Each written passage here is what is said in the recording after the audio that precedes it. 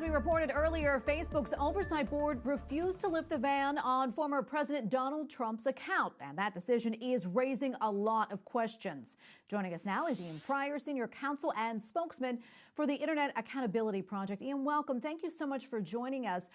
First off, your reaction to the decision by Facebook's Oversight Board, and what do you think this signals when it comes to free speech? Well, it's not surprising, but it is appalling. We are looking at a very new era where these big tech behemoths, big tech robber barons actually, really control the way in which we're able to speak. So this isn't the 20th century where you go out and you speak on the town square or even on television or on the radio. Now people are doing their expression and exercising their right to express themselves on these social media platforms.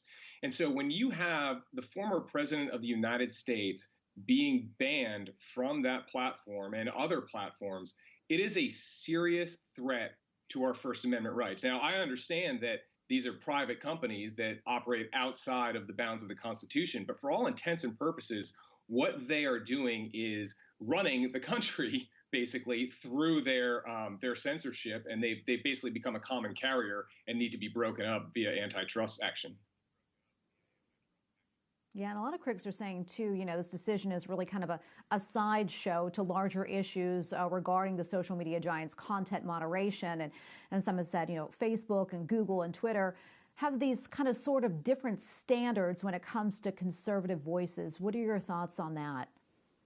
Well, I think that's obvious. I mean, look at, what they do to conservatives on there. They're very quick to suspend them, to ban them, to, mark different content from conservatives as, they fact check it. But when the left does it, there's no such censorship. So what you have here are these massive, really common carriers out there that are censoring one side of the political ideological spectrum. And that is entirely something that is dangerous for this country, for the long-term First Amendment rights of citizens that want to participate in this, because there really is nowhere else for them to go to have these kind of discussions, to express themselves. So, I think the question, as Senator Mike Lee put it, who made Facebook and Twitter and these other platforms the gatekeeper of ideas?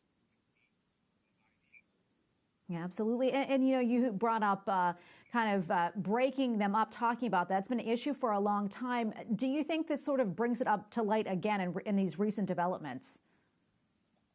Well, I certainly think that this is, top news right now. You're seeing Democrats and Republicans really panning it, though for different reasons. This is a bipartisan issue in Washington, right? You have Congressman Ken Buck, Congressman David Cicilline working together on this issue. This is not something that is just a Republican versus Democrat thing. This is really important for the future of our country, where you have these big tech robber barons that are out there controlling what can be said in the public forum that was built here in America. And, if we don't do something about that soon, you're going to have really sort of an Orwellian situation where these companies get to call the shots on what is and what is not appropriate speech in America. And that is a far cry from where we should be. And we have probably less than a minute left, but I really want to ask you this question. I know that you used to work for President Trump's administration. How do you think this is going to impact him, if really at all? And also, what can you tell us about his plans to have a presence on social media? What do you know? Well, what I know is what I saw, and it's an interesting and creative way to do that, to basically create his own social media channel that allows people to push that stuff out by themselves on Facebook and Twitter. So I think there's going to be millions of people that do that because they are still following what he says. As far as, the future, I think that if anyone's going to be able to figure out how to get his message and his voice to the people into the social media ecosystem, it's President Trump.